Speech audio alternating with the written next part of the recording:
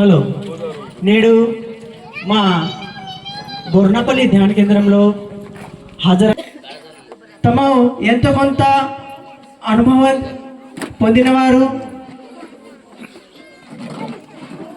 ఇది ధ్యానధారణ అనేది సనాతన సంస్కృతి కాబట్టి తమరు నేటి కార్యక్రమాలకు హాజరైనందుకు ప్రత్యేక ధన్యవాదాలు.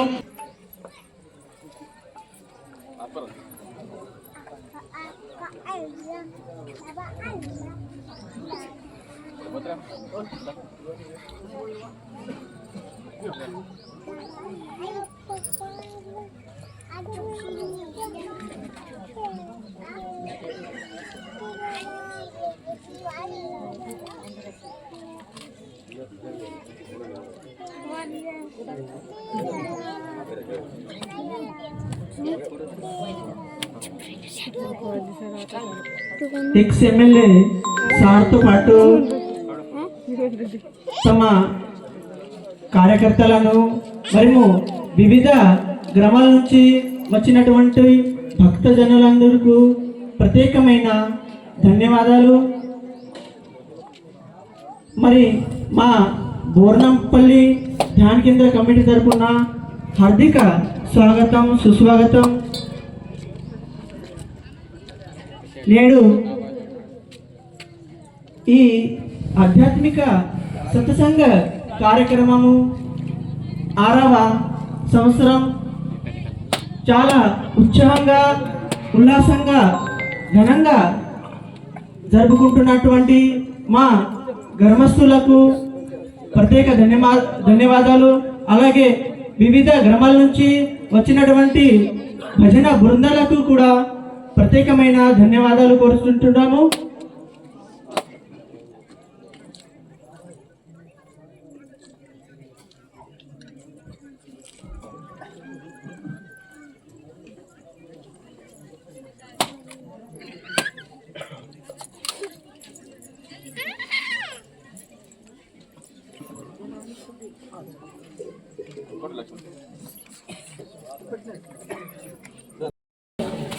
పాల్గొంటారని మనవి చేస్తున్నాను.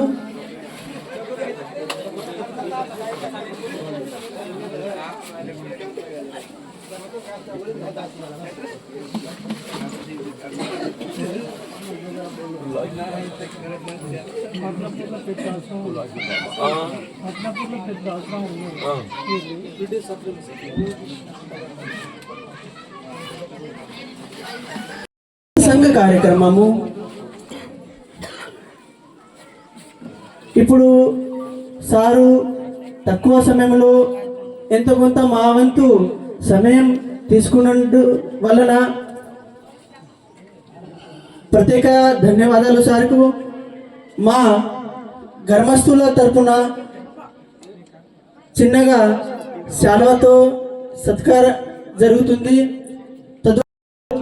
2 మాటలు కూడా మమ్మల్ని విన్నవించుకుంటారు. అలాగే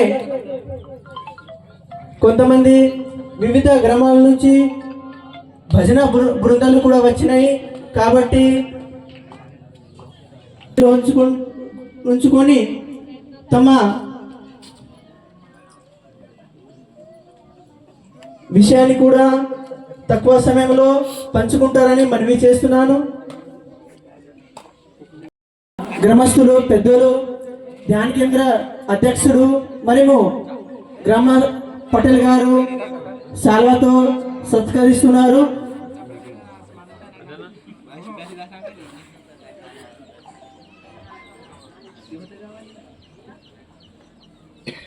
నిర్మాణం చేసినట్టయితే ఇది మన కేవలం బోర్నపల్లి గ్రామమే కాదు, బోర్నపల్లి గ్రామంతో పాటు ఇటు రాయకల్ మండలం మొత్తం ఏదైతుందో వెలుగులోకి వస్తుంది.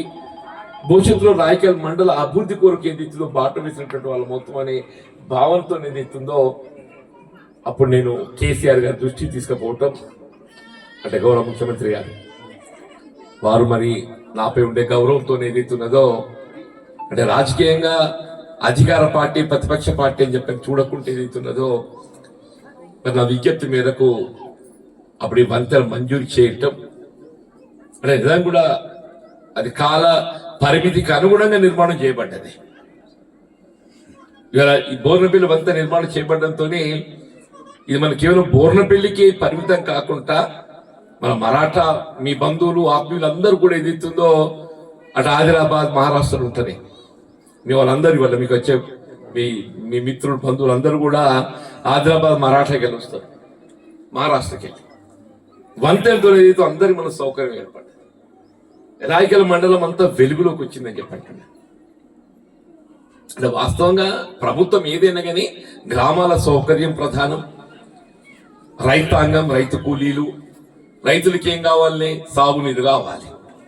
మీరు అక్కడికి వెళ్ళి ఇంత దూరం ఎందుకు వచ్చిండ్రు? ఇది గోదావరి తీర ప్రాంతం కాబట్టి ఇది ఇస్తుందో ఇక్కడ సాగునీటి సౌకర్యం ఉంది, భూమి కూడా ఇది ఇస్తుందో కొద్దిగా తక్కువ ధర అక్కువకు దొరికే అవకాశం ఉంది అనే భావంతో ఇక్కడికి వచ్చిందని చెప్పండి. అప్పుడు వైఎస్ రాజశేఖర రెడ్డి గారు ముఖ్యమంత్రి ఉండగా మీరు అప్పుడే కొత్తగా వచ్చినప్పుడు వ్యవసాయ రంగంలో ఉచితంగా విద్యుత్ ఇవ్వాలని చెప్పి కూడా సంకల్పించింది ప్రభుత్వం. దాంతో కొంత రైతులు ఏదైతుందో వెలుగులోకి వచ్చారు. విద్యుత్ ఉచితంగా రావటం, సాగునీటి సౌకర్యం మీద కావటం. పెద్ద రత్నాకరరావు గారు శాసనసభ్యుడు ఉండగా ఈ గ్రామస్తుల కోరిక మేరకు ఏదైతున్నదో ఎత్తిపోతలు కూడా మంజూరు చేశారు లెఫ్ట్. ఎందుకంటే ఇది చివరి గ్రామం కాబట్టి కాలువ నీరు రావడం కష్టం ఉందని చెప్పని ఎత్తిపోతల ద్వారా లిఫ్ట్ కూడా మంజూరు చేసింది. దాంతో కొంత మనం వెలుగులోకి వచ్చినామని చెప్పండి. సరే, ఏదైనా కానీ అభివృద్ధి నిరంతరం కొనసాగే ప్రక్రియ. ఒక దినంతో వచ్చేది కాదు, నిరంతరం కొనసాగే ప్రక్రియ. అందులో భాగం ఏదైతుందో మన గోర్నపల్లి గతానికి ఇప్పటికి ఏదైతుందో కొంత వెలుగులోకి వచ్చిందని చెప్పండి. వీళ్ళ భవిష్యత్తులో జగన్నాథ్ దొరుకుతుంది కదా.